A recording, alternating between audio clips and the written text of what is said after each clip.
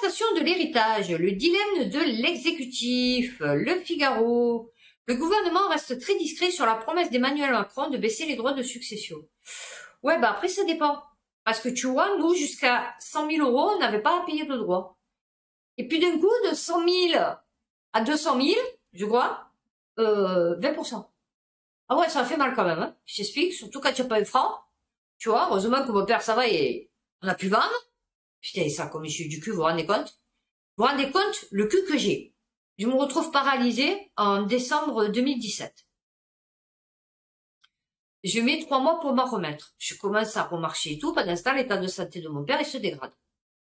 Je commence à pouvoir remarcher, mais je marchais avec une canne. Parce que du coup, je pouvais pas remarcher sans canne. Et mon père, il meurt au mois de mars 2018. J'avais réservé cet appartement, vous savez, vous versez une commission chez le notaire, vous savez, la réservation. J'avais versé 1000 euros. Ces 1000 euros, j'avais mis la broche que mon père m'avait laissée en héritage au clou. J'étais au RSA, moi. Je m'en suis servi pour réserver l'appartement. C'est-à-dire pour mettre, je me rappelle plus comment ça s'appelle. Au mois de juillet, on arrive à vendre l'immeuble de mon père. La date de clôture, c'était le 30 juillet. Je vends la maison de mon père le 25 juillet.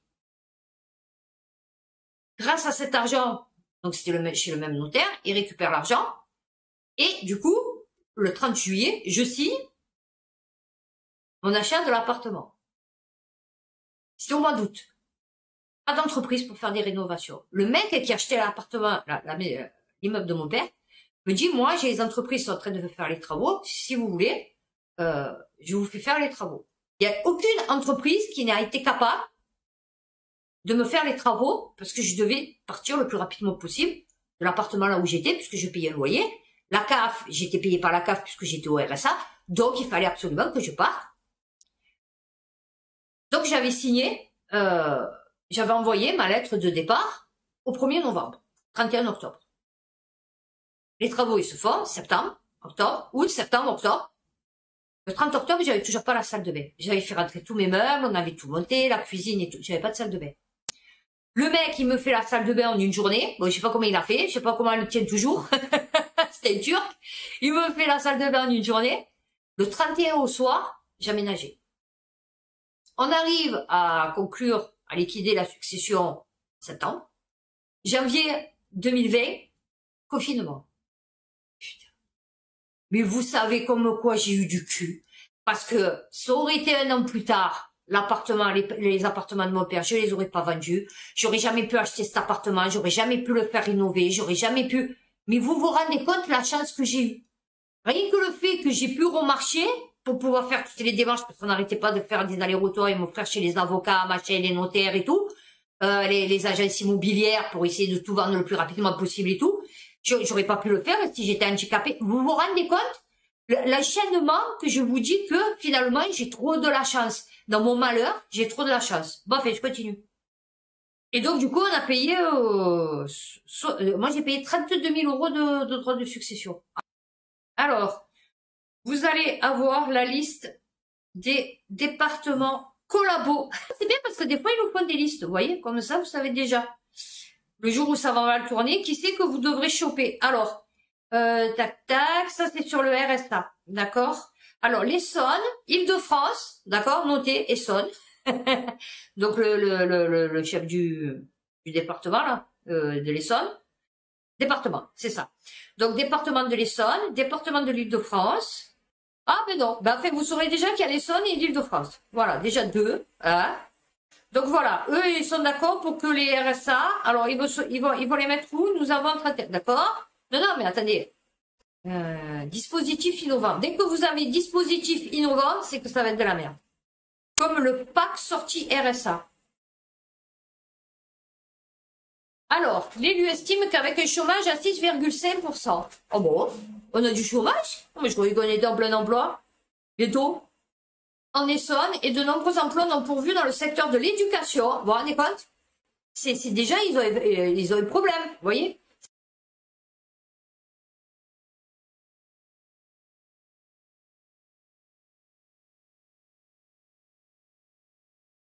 disait, mais qu'est-ce que tu fous là au RSA? Je dis, c'est parce que j'ai des problèmes de santé.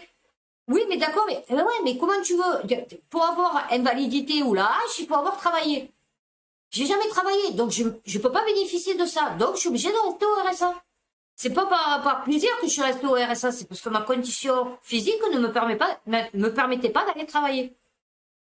Bon, là, ça va mieux, tant mieux. Mais, notre objectif est également de maîtriser les dépenses sociales accrues pendant la crise. Eh ouais, parce que, ouais, c'est ça. Eh ouais.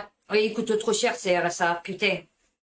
Ah ouais, moi, 1 200 € par mois, putain. Par contre, Brigitte Macron, 294 000 € à l'année. Voilà, moi, 12 000. Alors, les journalistes de France 24 et RFI protestent après les déclarations de Macron sur la stratégie d'influence de la France, notamment en Afrique. Oh, vous l'avez vu, Macron, l'ONU?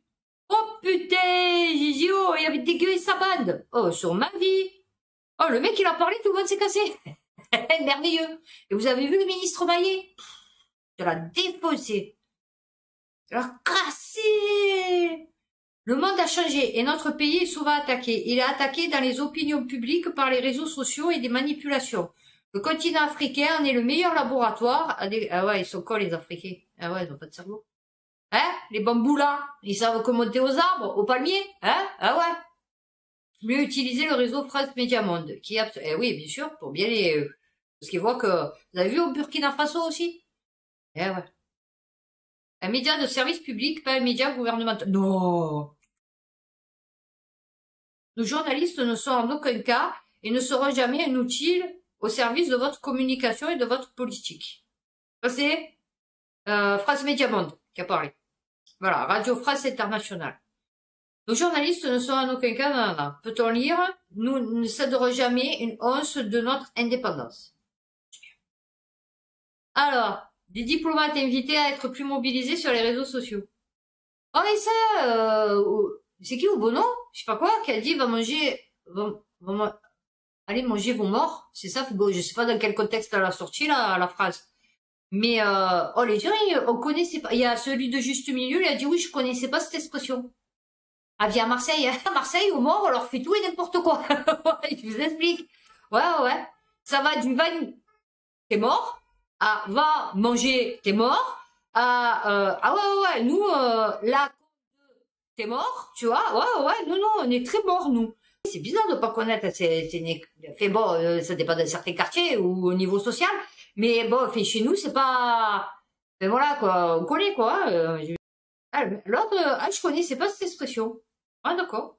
Bon, bah, écoute. Alors, François Bayrou fait de nouveau partie des hommes de confiance d'Emmanuel Macron. Eh oui, bien sûr. Il doit avoir une boule, lui.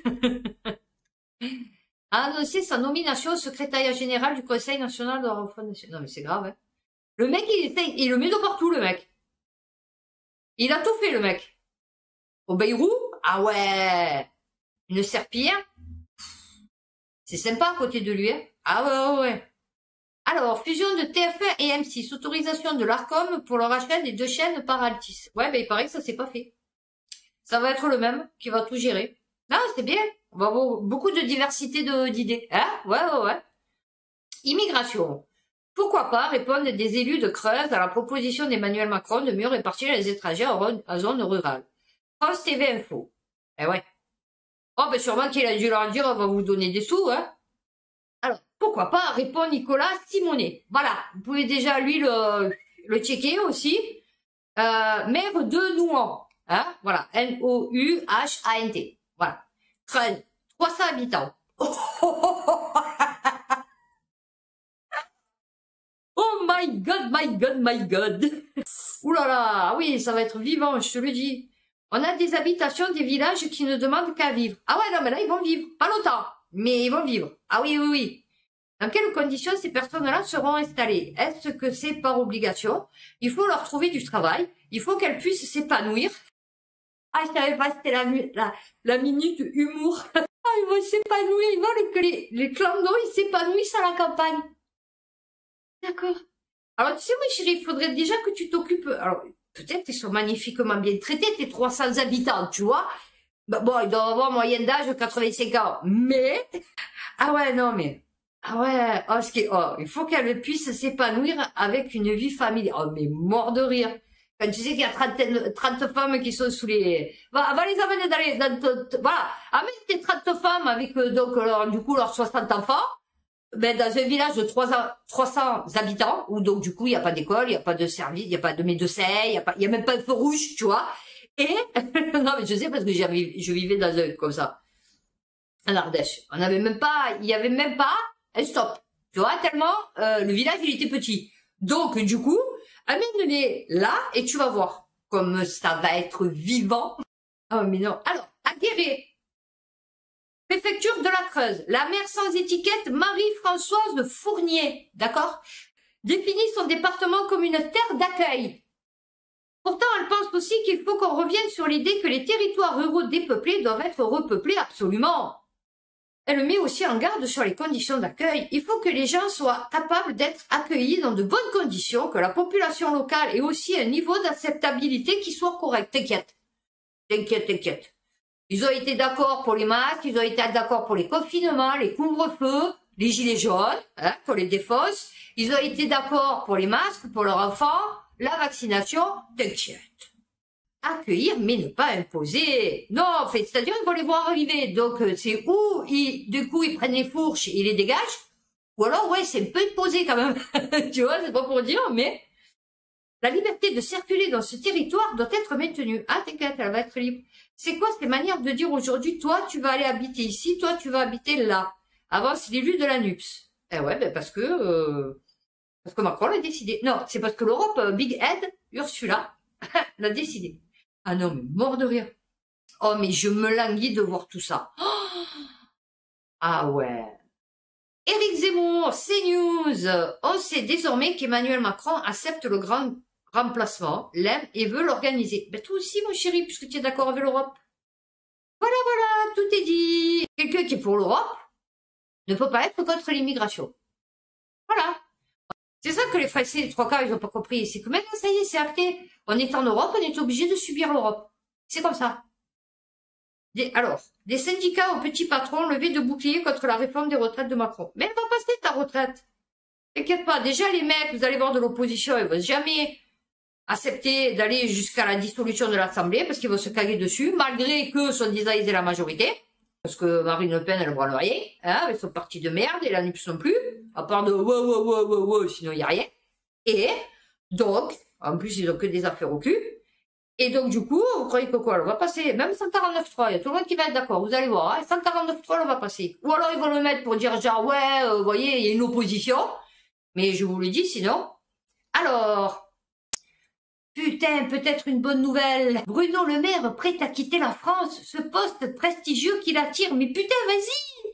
Mais vas-y, chérie, putain, à Washington. Au sein d'une importante institution internationale. Putain.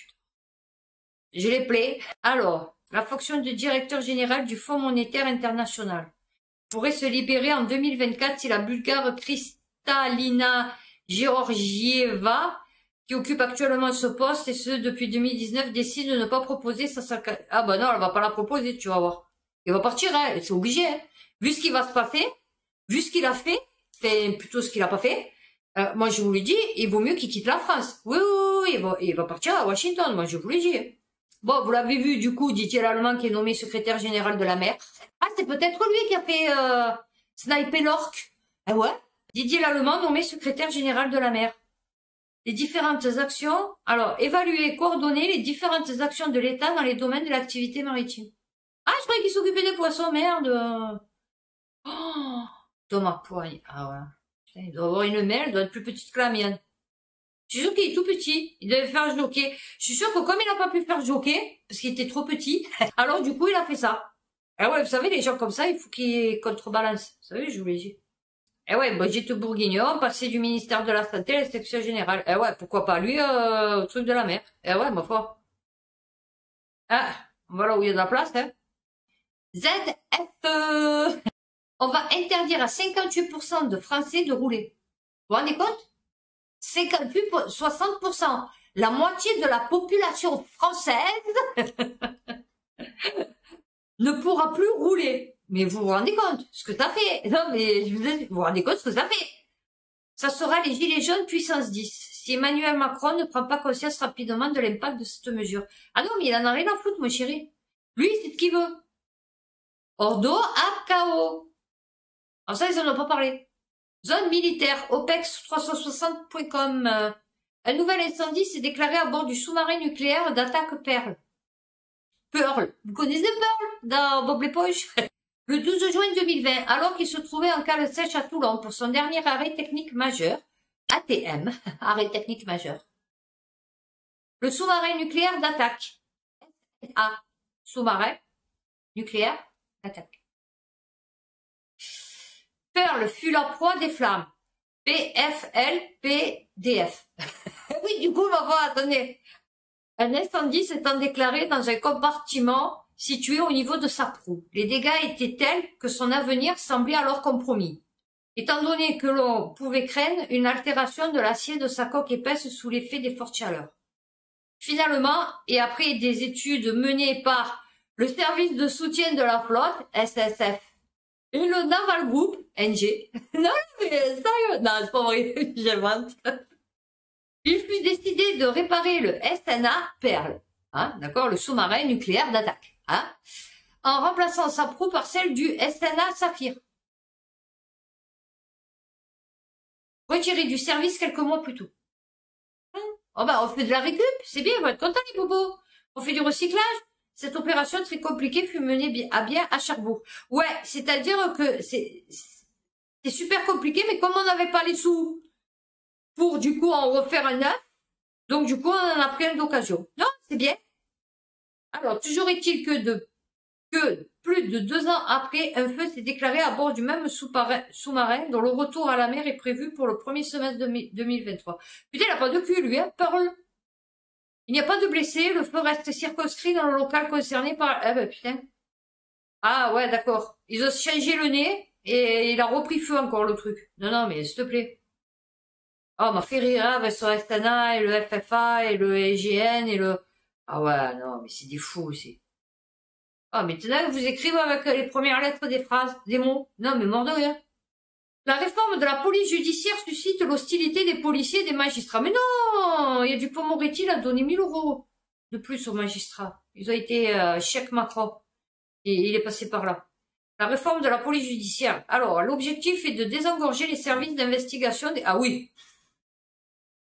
Et de simplifier le fonctionnement de la police nationale en tuyau d'orgue. Ah là, ça va être tout simplifié, tu vas voir. De police aux frontières et de police judiciaire. Actuellement, chaque service rend des comptes à sa hiérarchie.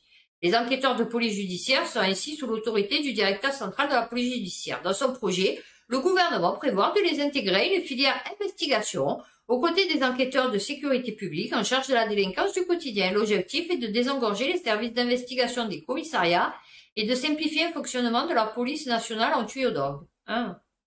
Là, ça va être un tuyau de jardin. C'est mieux. Ah, ah oui. Crainte d'un nivellement par le bas. Ben oui, mais bien sûr. Ah oui, oui, oui, on nivelle. Ah oui, oui. Ah non. En bas. Eh ouais.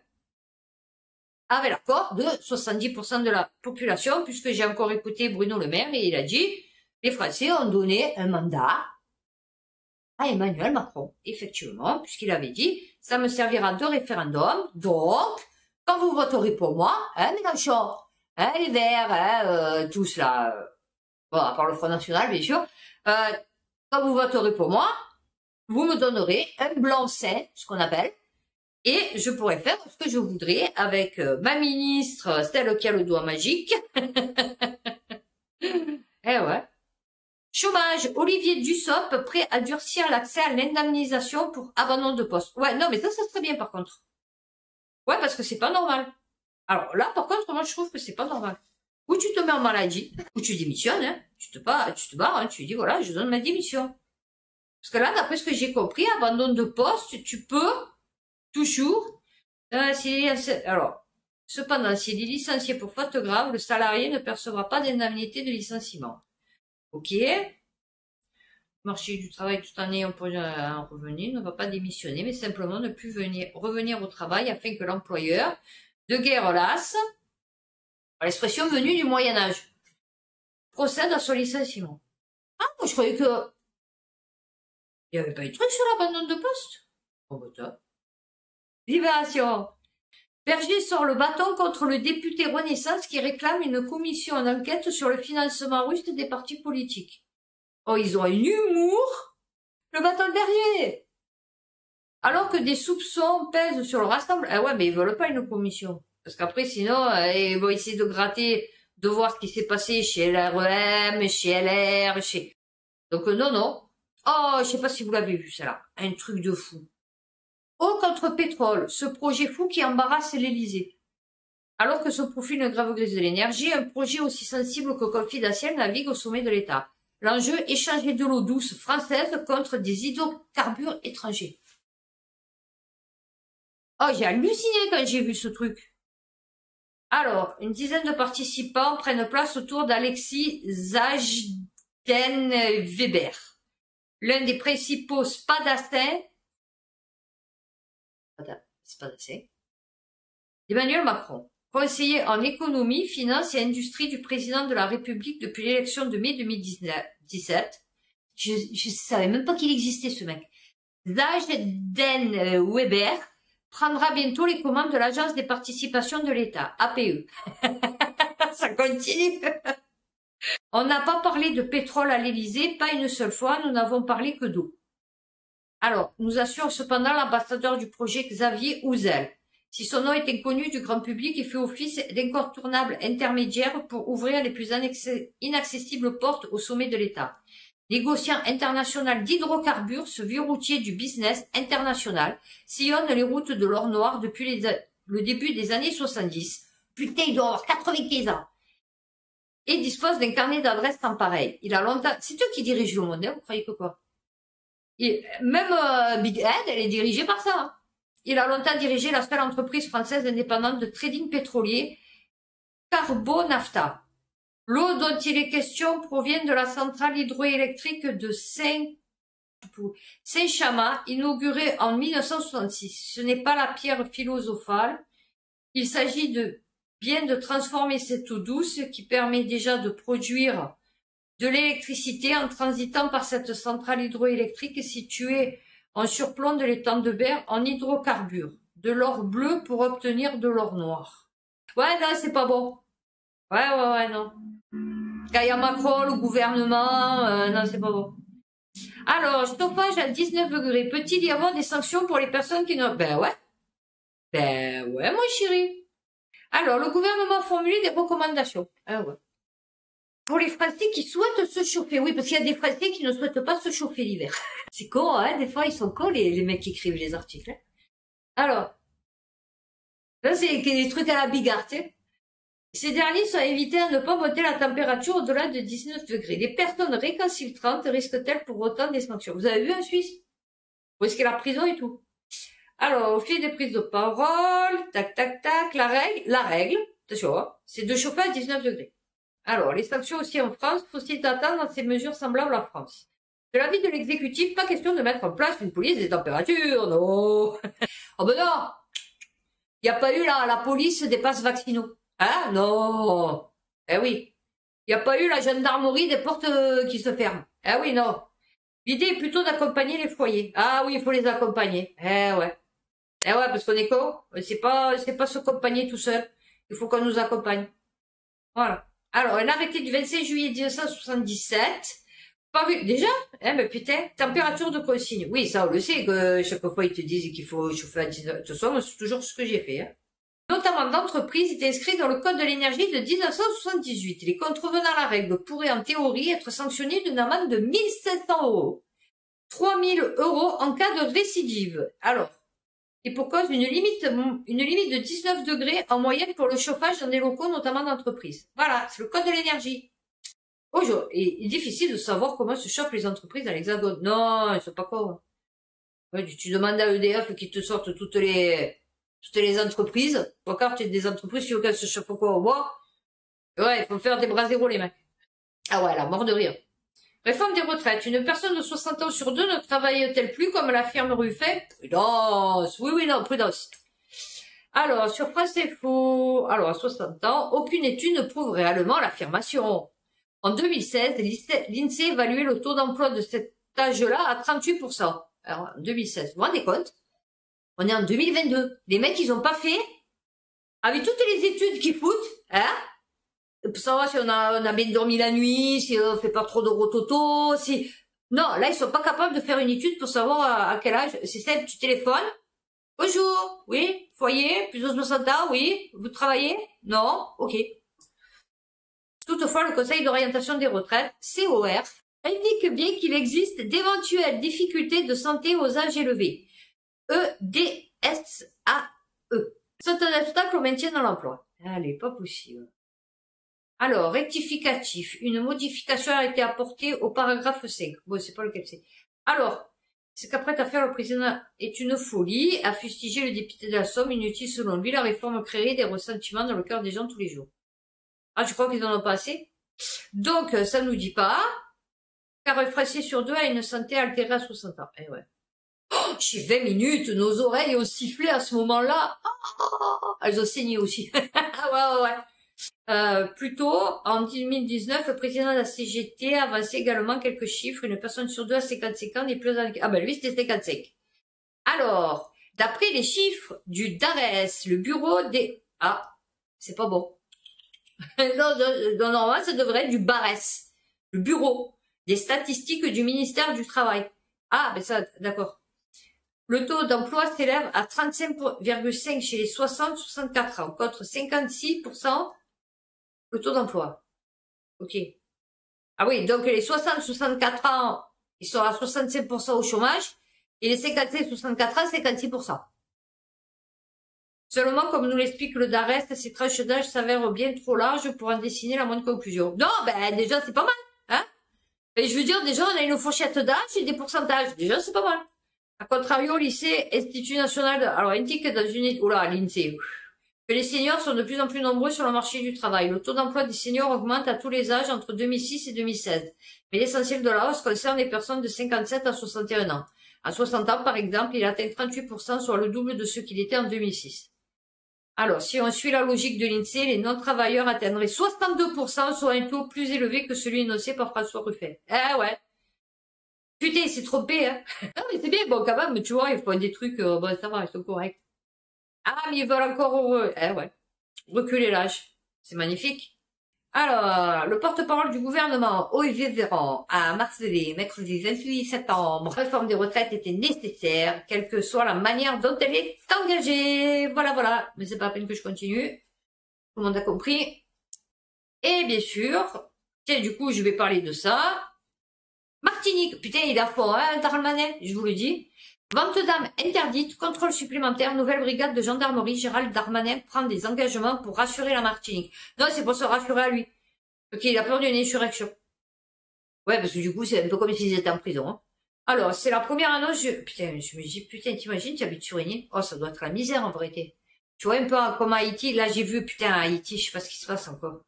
Je me dis, putain, t'imagines, t'es à Haïti, t'es sur une île, perdu au milieu de l'océan, t'arrives que de la mer, tu manges de la boue, de la terre, y a rien. Fait, je veux dire, tu vois, c'est des humains, les gars. Allô? C'est des bambous là, mais c'est des humains. Ils aiment leurs parents, ils aiment leurs enfants, tu vois, les mecs, ils aiment leurs frères, leurs sœurs, tu vois.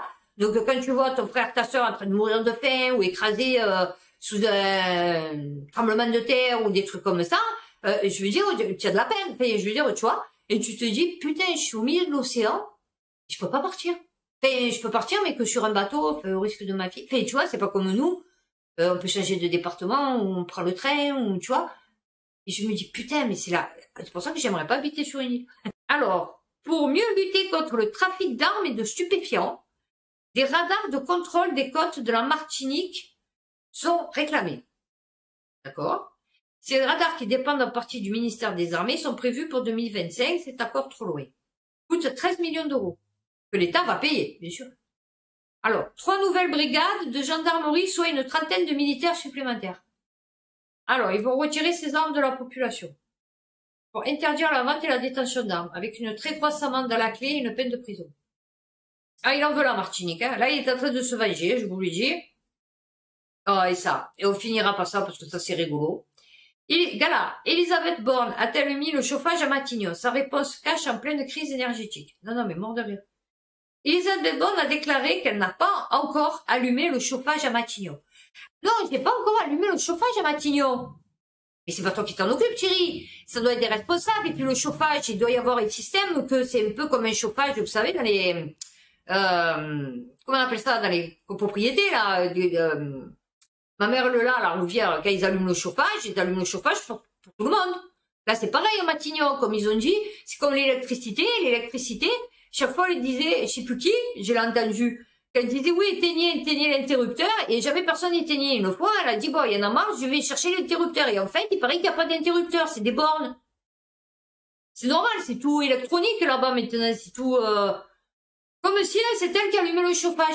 Bon, les gars, j'allume le chauffage. Non, mais mort de rire. Alors, cet été, nous ne mettions pas la climatisation et nous allons être attentifs à ne pas chauffer trop tôt. Donc, il paraît que les lumières, elles étaient toutes allumées, hein. C'est justifié la première ministre. Elle incite les Français à se responsabiliser face au problème. Responsabiliser face au problème. Oui, non, parce que c'est sûr que quand tu vas avoir une facture d'électricité à 1800 € par mois, ouais, tu vas un peu te responsabiliser quand même, hein, tu vois. La règle, c'est de chauffer à 19 degrés. Non, mais, la règle, c'est de chauffer à 19 degrés. Donc, s'il fait 15 degrés, naturellement, vous pouvez allumer votre chauffage. Mais du coup, même s'il fait 18,5, mais mort de rire. La règle, c'est de chauffer à 19 degrés, donc s'il fait 15 degrés, naturellement, vous pouvez allumer votre chauffage. Je sais pas à qui elle parle. Vous savez qu'on dirait qu'elle parle à des personnes, je crois que même à des personnes handicapées, tu parles, même moi, à mes enfants, quand ils étaient bébés, je parlais plus adulte que ça. Je vous promets. Un outil censé éviter que la facture double, voire quadruple, ainsi ceux qui se chauffent au bois pourraient bientôt bénéficier d'un geste gouvernemental. Personne ne comprendra qu'on aide ceux qui consomment les énergies fossiles et pas les autres. Quelle énergie fossile? On utilise l'électricité et le gaz. Ouais, on n'a pas le choix. Tu veux qu'on utilise quoi? Je vais mettre pour la charbon chez moi? Non, mais s'il te plaît. On peut aussi se demander si certains ne profitent pas de la crise. Allez! Les Français incitaient à allumer le chauffage le plus tard possible. Ah ouais? Quand j'aurai les doigts gelés, je pourrais pas appuyer sur les boutons. Ah, des restrictions qui s'appliquent notamment par le... Non. Depuis... Ouais. Au point que Vladimir Poutine a cessé de livrer le continent en gaz. Faux. Le gouvernement enjoint les Français à mettre un pull et faire attention. Eh ouais, non, c'est vrai qu'en hiver, on met pas de pull. Non, en hiver, on met des débardeurs. Eh ouais. Moi, la dernière fois, en plein hiver, tongs, débardeurs, petit chapeau en paille. Eh oui, non, parce que du coup, on est con ce qu'elle ose vous dire. Ah non, on va finir... Ah bah oui, du coup, on va finir par ça, non, parce que... Il était une pub.fr. J'ai lu ça, j'ai halluciné. J'ai dit, c'est un truc, vous savez, caricatural, ironique, vous voyez. Voici les règles et la température exacte que les Français doivent respecter cet hiver pour le chauffage. J'ai halluciné dans cet article. Mais vous vous rendez compte? Une pénurie de gaz et d'électricité en hiver 2022. Ah ouais. C'est quoi, hein? Ah ouais. La répartition de l'électricité sera aussi un gros problème pour l'hiver. Putain. Et ma mère, elle me dit, oui, s'il y a des coupures d'électricité, comment ils vont faire les supermarchés pour les congélateurs? Ah, ils vont être prévenus, à mon avis. Au pire des cas, ils vont couper la lumière, tu vois. J'ai dit, mais ils vont pas couper les trucs. Et j'espère, parce que du coup, quoi que je crois qu'ils sont remboursés, eux. Ouais, putain, ça aussi, ça va faire encore. Ah oui, je crois qu'ils sont remboursés de leurs pertes. Ça va faire encore des trucs, ça, les assurances, ça va augmenter, vous allez voir. Ce petit effort collectif pourra... Alors, on va rester sur cette phrase. À méditer, ce petit effort collectif pourra aider la France à atteindre les objectifs de sobriété énergétique. Voilà. Oh, cet hiver, je voulais acheter une bouteille de gaz. Je me suis dit, je vais acheter une bouteille de gaz parce que j'ai plus de ma gazinière. Je peux les changer. J'ai dit, je vais acheter une bouteille de gaz parce que c'est jamais. Tant peut-être, ils vont couper le gaz. Pas manger. Du coup, parce que si j'ai plus d'électricité, j'ai plus de gaz, j'ai plus comment. Donc, du coup, je me suis dit, ouais, pourquoi pas. Donc, j'ai dit, je sais pas. On va voir ça. Bon, bah, écoutez, j'espère que cette vidéo vous a plu. Et, bah, écoutez, prenez soin de vous. Faites attention à vous. Et puis, à bientôt pour une prochaine vidéo.